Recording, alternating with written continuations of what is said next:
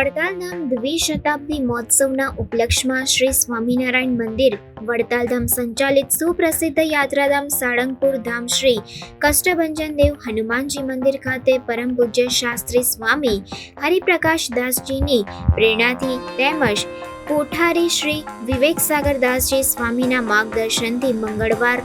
નિમિત્તે તારીખ 4 જૂન 2024 સવારે 5:30 કલાકે મંગળા આરતી પૂજારી સ્વામી દ્વારા તથા 7 કલાકે